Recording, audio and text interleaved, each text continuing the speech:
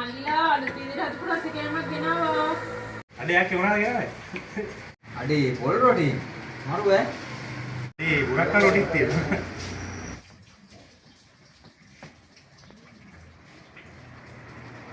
මේවයි. මරුවා. කොහොමද බං මේක හැදුවේ? ආයිබෝන් යාළුවනේ අද අපි හදන්න යන්නේ වැස්ස දවසට ගැලපෙන පොල් රොටි සහ කුරක්කන් රොටි. සාමාන්‍යයෙන් හදන විදිහට නැතුව වෙනස් විදිහකට තමයි අද අපි මේක හදන්නේ. මේකට අවශ්‍ය සියල්ලම ඩිස්ක්‍රිප්ෂන් එකේ දාලා තියෙනවා. එහෙනම් අපි බලමු කොහොමද මේක හදන්නේ කියලා. රොටි මිශ්‍රණයට දාන්න අවශ්‍ය ලුණු, කරපිංචා, අවුමිරිස් මේ සියල්ල හීනියට කපා ගන්න. අපි වෙනස් විදිහකට තමයි ලුණු මිරිසත් හදන්නේ. ඒකට ඔයාලා කරවල කෑල්ලක් අරගෙන හොඳට සෝදලා දරලිපි පුච්ච ගන්න. ඒ ලුණු මිරිසට අවශ්‍ය ලුණු, කරපිංචා, අවුමිරිස් ඔක්කොම කපලා තියාගන්න හීන්ව. දැන් අපි මුලින්ම කුරක්කන් රොටිය තමයි හදන්නේ. ඒකට කුරක්කන් පිටි, පොල් එකට දාලා පොඩ්ඩක් මිශ්‍ර කරලා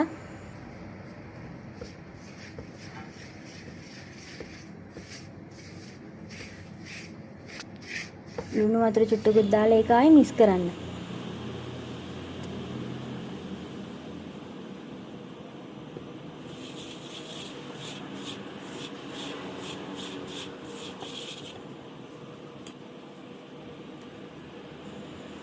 ලුණු, කරපිංචා, අවුමිරිස් ඒකට අපි විශේෂයෙන් එකතු කරනවා බටර්. ඔයාලට බටර් නැත්නම් මාදිරි චුට්ටක් හරි එකතු කරන්න. මේක දාලා වතුර ටික ටික දාලා අතේ ඇලෙන්නේ නැති වෙන පදමට මේක හොඳට අනා ගන්න.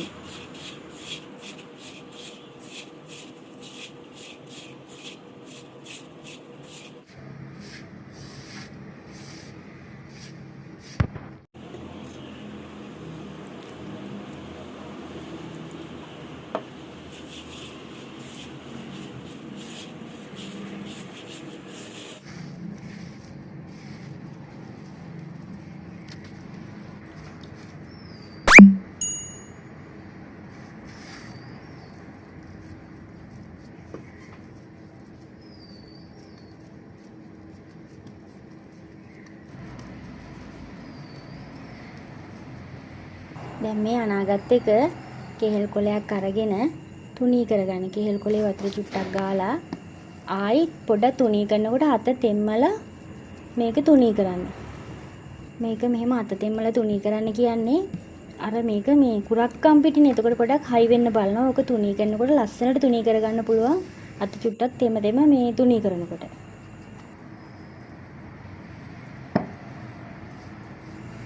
දැන් අපි පොල් රොටි මිශ්‍රණයත් හදාගමු. අර කලින් විදිහටම පාන් පිටි ටිකක් අරගෙන ඒකට ඔයාලා පොල් ටිකක් දාලා හොඳට ටිකක් මික්ස් කරලා ලුණු චුට්ටකුත් දාලා ආයෙ ඔක හොඳට කලවම් කරන්න.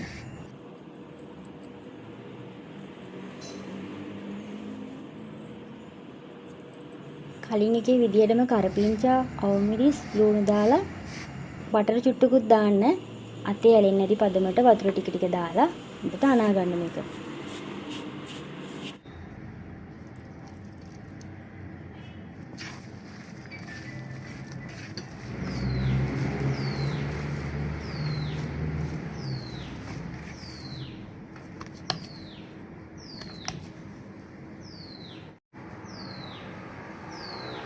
මේක දැන් අතේ ඇලෙන්නේ නැහැ.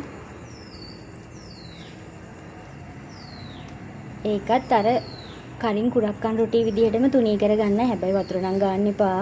වතුර ගෑවොත් මේක කුරක්කන් රොටි වගේ නෙමෙයි. මේක පාන් පිටිනේ. මේක දිය වෙන්න බලන එකයි මම ඔයාලට වතුර ගන්න එපා කිව්වේ.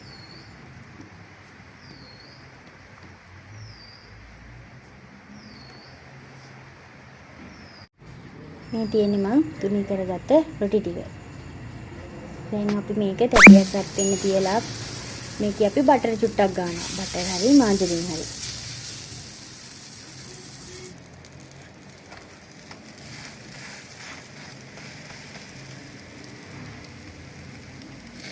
මුලින්ම පොල් රොටිය තමයි අපි පිච්චන්නේ. මේක පොල් රොටිය දානවා තැටියට.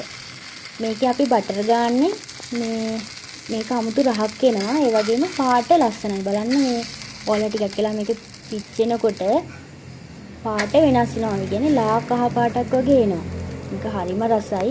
ඒ වගේම මේක හරිම සුවඳයි. පලාතම සුවඳයි. ඔයගොල්ලෝ හදලා බලන්නකෝ කොහොමද කියලා. ඔයාලට පේනවද මම අර මුලින් කිව්වා වගේ කහ පාටක් වගේ පේනවා.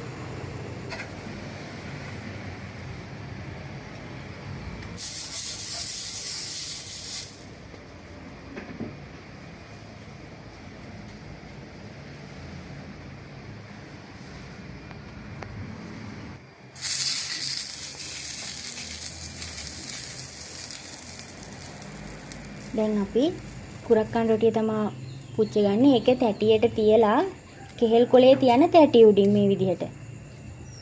ඊට පස්සේ උඩ පැත්තට වෙන්නේ ආයි බටර් චුට්ටක් ගන්න රොටියේ.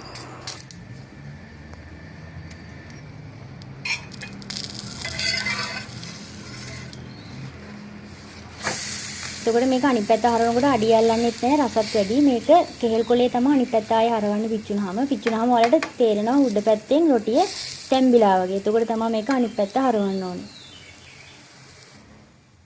ඔන්න දැන් කුරක්කන් රොටියේ ලස්සනට පාට වෙනස් වෙලා තියෙන්නේ.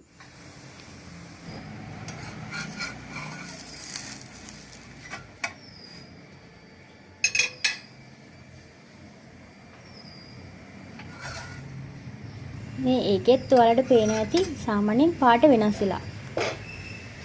ලා කහ පාටක් වගේ සාමාන්‍ය විදිහට තියෙන මේකෙත්. අපි දැන් ලුණු මිරිස් හදාගමු. පුච්චපු කරවල කෑල්ලයි, කරපිංච ටිකයි, ලුණු ටිකයි දාලා මේකට ගම්බිරිස් කුඩු තේ හැන්දක්. අපි දැන් මේකට කෑලි මිරිස් තේ හැන්දි එකමාරයි මිරිස් කුඩු තේ හැන්දයි දාලා මේක කොටා ගමු. මේකට මම ලුණු දැම්මේ නැහැ. ලුණු දැම්මේ නැත්තේ අපි කරවල කෑල්ලක් පිච්චුවානේ. ඒකේ සාමාන්‍යයෙන් ලුණු තියෙනවා. මේක කොටලා ඉවරනහම ඔයගොල්ලෝ රස බලලා ලුණු මදි නම් චුට්ටක් දාගන්න. ඔයාලා මේ ලුණු මිරිස හදලා බලන්න. මේක මාරම රසයි. ඒ වගේම රොටිත් එක්ක කනකොට පුදුම රසක් තියෙන්නේ.